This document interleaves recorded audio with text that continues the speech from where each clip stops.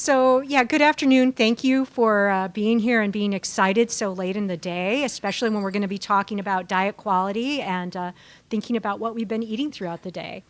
So as I said, I'm Susie Zick. For those of you who don't know, I'm in family medicine and nutritional sciences. And like Andrew, this is a brand new field. And just to let you know, these data analysis that we're looking at, literally I was getting data on Friday. So this is hot off the press stuff, and it's very preliminary at looking at this, and will certainly raise more questions than it answers, just like Andrew. And I'm going to thank Andrew and the other speakers for doing some background work for me so I can save some time as well. So first, I have no financial conflicts, but I also wanted to talk about my team, some of which are here. One is Justin Colacino, who helped me with the NHANES data, environmental health sciences there. And the other group is the Miles group that works on lupus, including my MS student, Kevin, who's back there, and Tracy, who's one of the smiling people in the Miles group there, without whom we would not have this data and this analysis today. So thank you so much to the team. So we just talked about quantity, and I'm going to be talking about quality, and that they're kind of two, although interrelated, but also kind of separate topics, and it's good to keep that in your head. So what do we really mean about diet quality? So I gave this example here of two pieces of bread. One of them would be normal white bread that most of us eat. The other one is 100% whole grain or whole meal bread. You can see that both of them have roughly the same number of calories, but they have a very different nutritional density or content in terms of protein, fiber, and vitamins and minerals, all of which the whole grain one, despite having essentially the same calories, has quite a bit more. And then the white bread often has added sugars, which are on top of the natural sugars that you might have in this product. And so obviously the whole grain one, even though it has similar calories, has much better diet quality. So that's what we're really looking at. How much nutrient density do we have per calorie in the diet? So how do we measure diet quality? So there's quite a number of indices out there. One that works really well in US populations, not so well in international populations, is the Healthy Eating Index. And the Healthy Eating Index maps onto the US Department of Agriculture's recommendation for what Americans should be eating. It's a 0 to 100 score. 100 would be ideal. I haven't met that person. If you know them, send them my way. And there's several different versions, all the way up to 2015 to 2020. When they make a new recommendation in 2020, they'll probably make a new one that will map to it for the USDA. But we used the 2010 one in our analyses because we were actually looking at people from 2010, and so it mapped most nicely to what they were actually eating and what we collected. And what you'll see here is that the top group there, from total fruit to fatty acids, are things that you want to eat. In other words, they're adequacy components. And if you eat, say, for example, in the total fruit, at least 0.8 cups per 1,000 calories, so these are standardized to calories, per day, you would get 5 points.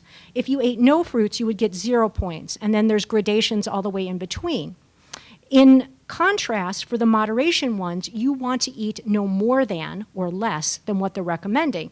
So for refined grains, less than 1.8 ounce per day would be an example there. And if you had as much as 4.3, you would get 0 on your score. So once again, you put this all together, and the higher, the better. So why is diet quality important?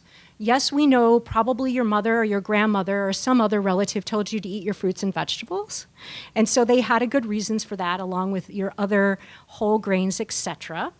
And what we know is that diet quality, measured through many different indices, including the Healthy Eating Index, is highly associated in cohort and observational studies, and in the case of Mediterranean diet studies, which can be high quality, not always, are associated with decreased risk and mortality, and particularly through cardiovascular disease risk and cancer mortality.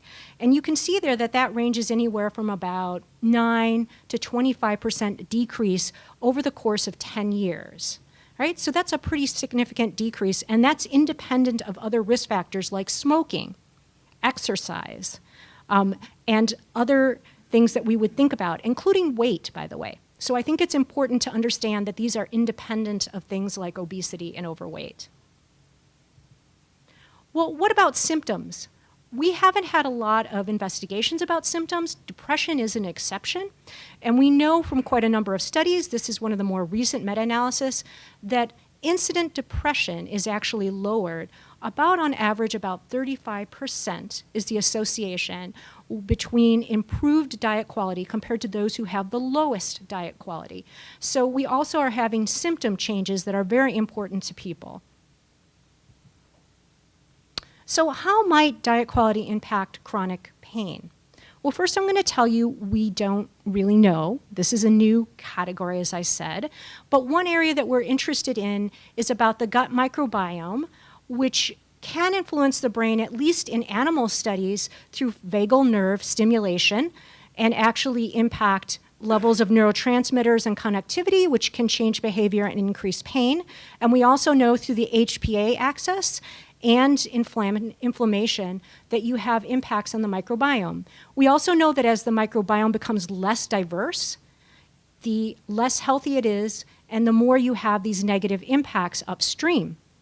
So we happen to know that the more fiber you eat, the more diverse the fiber you eat, for instance, which is an important part of healthy eating indices, the more likely you are to have a diverse microbiome. And we can see there that the change in the healthy eating index in humans, these were in healthy humans, explain the greatest variance of the microbiota composition. This was more so than many other things that they measured, and this was a prospective study that was looked at through time. So we happen to know that quality matters to your gut. So I'm going to thank Andrew for already telling you all about inflammation and pain and how systemic inflammation can impact pain and calorie restriction. But independent of calorie restriction, the quality of your diet, i.e. how much phytochemicals, say from fruits and vegetables, fiber, how much things like healthy fatty acids like polyunsaturated fatty acids like omega-3s help to decrease inflammation at several different points here, as you can see, both systemically and de novo in the brain. And we also know that some of these, like the omega-3 fatty acids, impact the lipid membranes and how the communication happens in both the brain and systemically, which is extremely important in a number of symptoms, possibly also in pain. So the first type of pain that we looked at was actually spinal pain. And we actually going to look at two different types of pain, and you'll see why we made that decision. So we actually looked at the National Health and Nutrition Examination Survey that the CDC runs. And that has been, for those of you who don't know, going on since the late 1950s, where they phenotype people's diets really well and their exercise really well, and they collect biological samples, and they also do other surveys, and every year they do a new sample. And just to let you know, they have 15 different regions of the countries where they take different counties from each of those regions. They then do sampling segments that go down to household levels, and they do one-on-one interviews all over the course of a few weeks, normally in July, face-to-face. And amongst those, they always ask a food frequency questionnaire about what's typical diet over the course of the year, as well as 24-hour dietary recalls. So in 2009, they asked a little over 4,000 of their participants about pain in the spine. So they called it an arthritis questionnaire, but by the way, they asked them, did you have pain anywhere from the neck, the upper back, all the way down to the hips? Yes or no? And so here are the people who said not only did they have those, but they'd had them for at least 3 months and had them continuously. So you can see there were quite a number of people who attributed those. When we merged those with the dietary data, we lost some. Not everybody fills out their questionnaires, as we know. And you can see here the number of sites of people who said they had, say, just one site, all the way up to 20 people who had all 6 sites. That gave us 809 individuals who said they had pain in their spine. So what did they look like, those with pain versus no pain? And what you'll see is those who had pain were more likely to be women, probably not terribly surprising to us. They were a little older. They were less likely to be Mexican American or Hispanic. Just to let you know, NHANES oversamples minorities, in particular Hispanics, so it's kind of an interesting population to look at. And also they were more likely to have a higher BMI on average as well. So probably other than the Hispanics, not terribly surprising for what we would be seeing. And were the Healthy Eating Index, the HEI 2010, different between the spinal pain versus not pain? So here I've outlined in red where we see the total HEI score. And remember all those component scores from total vegetables all the way down to added sugars there. And what you'll see is this, yes, those who had pain had significantly lower total diet quality, okay, for the total score. And that was really driven by things like saturated fat and added sugar.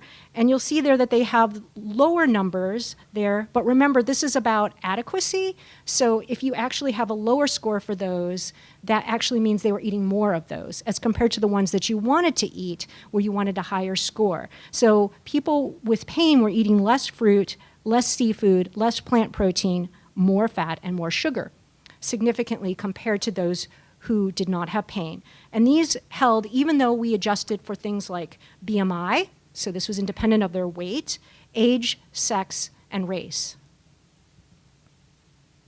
What about macronutrients? So macronutrients are spread out throughout all those different categories, so it can sometimes hard to see this, but for those of you who don't know what macronutrients are, these fat, proteins, and carbohydrates, it's where we get the majority of our calories. And here you can see that saturated fat was driving this particular difference between the pain and the spinal pain and no pain, with a little bit higher saturated fat that was significantly different. But where you really see the difference is in fiber and sugar.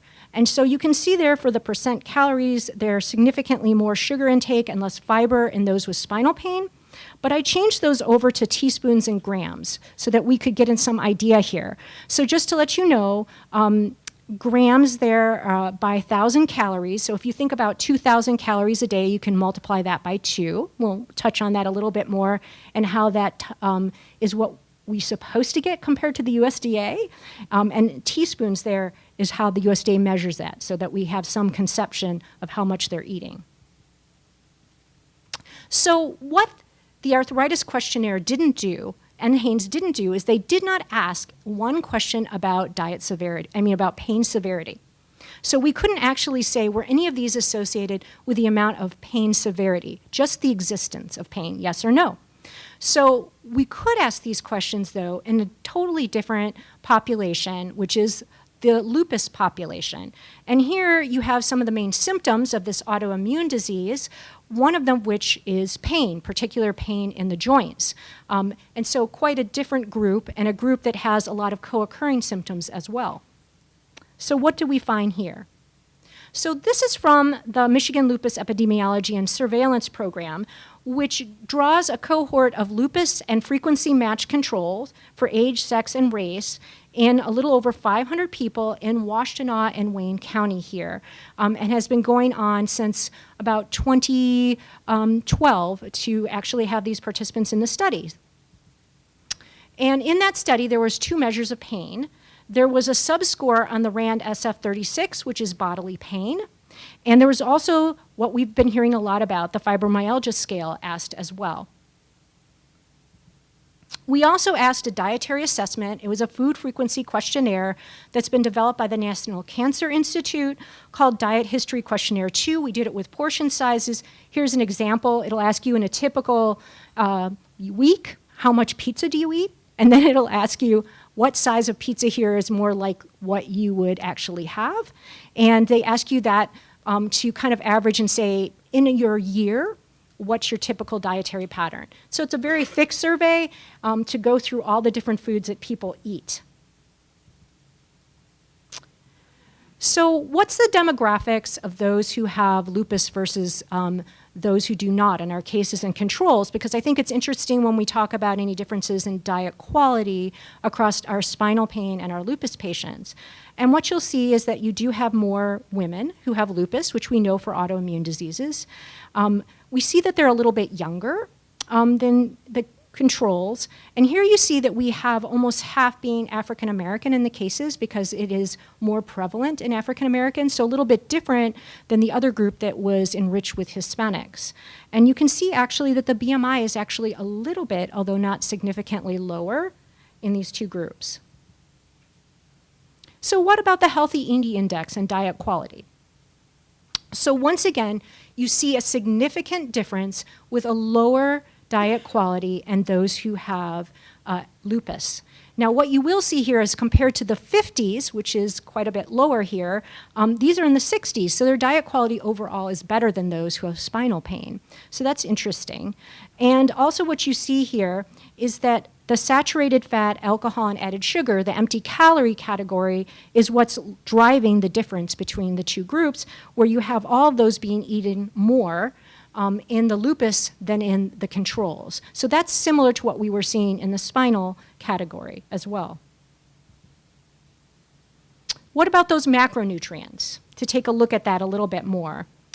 Sorry, and the carbohydrates got covered up again.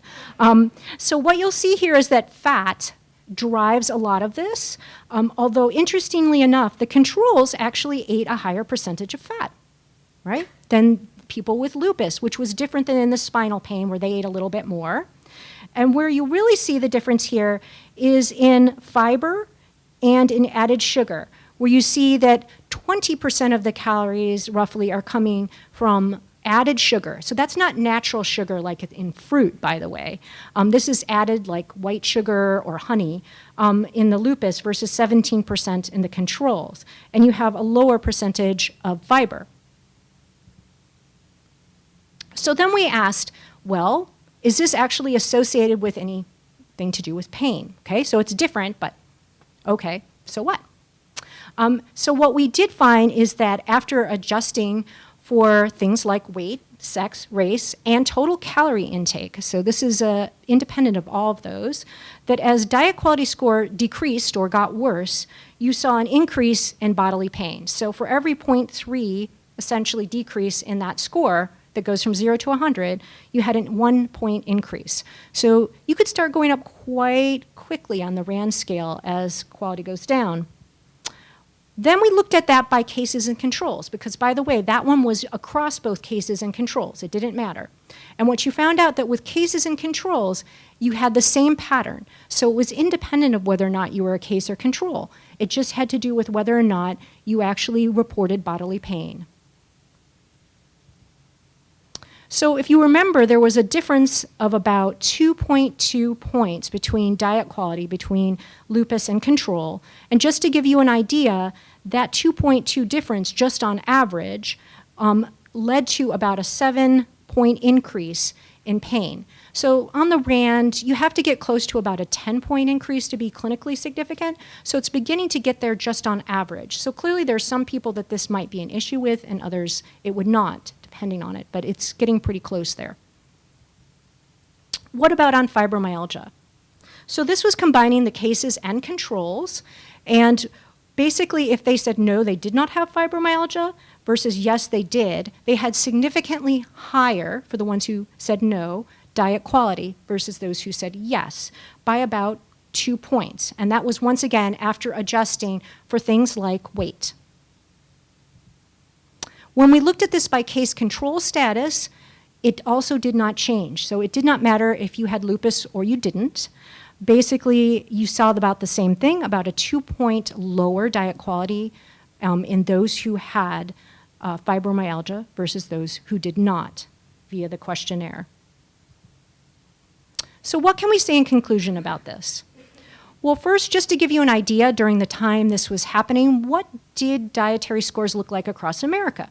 You can see they looked about 59, okay, on average, and they stay pretty steady through time in the US diet. You can see it's a little bit different by age, with those who are the youngest and the eldest having the best diet quality. And really, how does that compare to what we saw?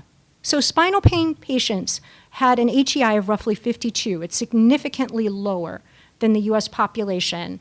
And that's despite the fact that they tend to be a little bit older. Versus the lupus, which was actually better than the US population, even though they tended to be a little bit younger and would have been in the lower groups there. We saw, at least in lupus patients, that poor diet quality is associated with more bodily pain and widespread pain. So this is something that we really need to look at in different populations and start to think about what mechanisms might be driving this. This is the first time we've looked at this, and just to let you know, when you look in the literature, there's all of 3 studies that have looked at whether or not diet quality impacted any type of pain at all in any populations. That's pretty low. What about the role of saturated fat, fiber, and added sugar, which was really driving the differences in the diet quality? So there you have a picture of common foods, both plant and animal, that have saturated fat. According to the USDA, we should be aiming for less than 10% of our calories in saturated fat. Chronic pain was between 11 to 10% of their diet, so they were right on board of what you'd expect. Okay, so maybe not that exciting. What about fiber? So we're aiming for at least 25 grams per day of fiber there.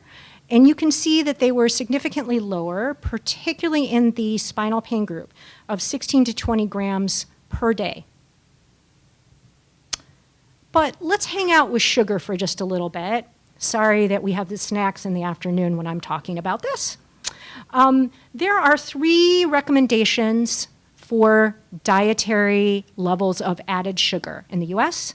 One of them is the USDA, which says limit to 10% of your calories. So in a 2,000 calorie diet, that would be 12 teaspoons or 200 calories a day. The World Health Organization says less than 10%, but ideally 5% of your calories. And so that's around 6 teaspoons per day. And the American Heart Association, which is basing it on the fact that added sugar above these levels, by the way, is associated with increased mortality in heart disease and incidence mortality. They're saying that for men, 9 teaspoons, and women, 6 teaspoons, regardless of their calorie intake. So that's anywhere from 6 to 12 teaspoons. You take your pick with the lower your calories, and if you're a woman, on the lower side versus men. And by the way, if you want to look on the side of your labels, you need 4 grams to hit about a teaspoon. So our pain patients were eating anywhere from 27 to 30 teaspoons of added sugar a day. This is significantly higher than recommendations. Just to let you know, they were not hugely higher than the regular population, but they were significantly higher even than the regular population, which is not great. I just wanted to put this graphic up here for guys to think about sources of added sugar. So we think a lot about desserts, cookies, candies, pies, donuts. None of those are up here. But if a person was just to have a Snapple, a yogurt, and a half a cup of applesauce, and every one of those cubes is a teaspoon, by the way, for breakfast, right? And that's added sugar. That's not the sugar in the apples. And then have 2 pieces of bread with some of that ketchup on it and some pickles for your lunch. Let's assume they put something on there that has no other added sugar, which is reasonable for their sandwich. And then they had the McDonald's Premium Crispy Chicken Club sandwich for supper. They had no other sugar-sweetened beverage, which is true for about 50% of added calories, but they had a lot of other, had no desserts. They would already be at around that 30 teaspoons a day and probably would not have even realized it. So I just want to bring this up to our point. We don't know yet how that sugar might be impacting chronic pain. There is one study in rats that showed that increased added sugar did impact the excitatory nature of the vagal nerve in the intestinal tract, which then went on and changed pain processing in the brain and had negative impacts on the brain.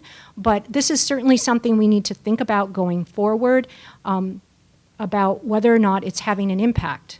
Of course, these are cross-sectional studies. What about causality? We have no idea. Does pain lead to poor diet quality? Certainly people who are on pain likely could have many reasons why they're eating poor diets, okay?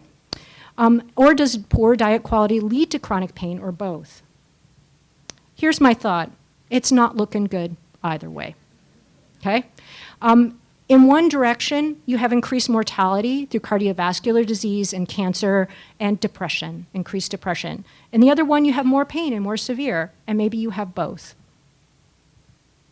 So I just want to end with maybe some people's view of increased diet quality here.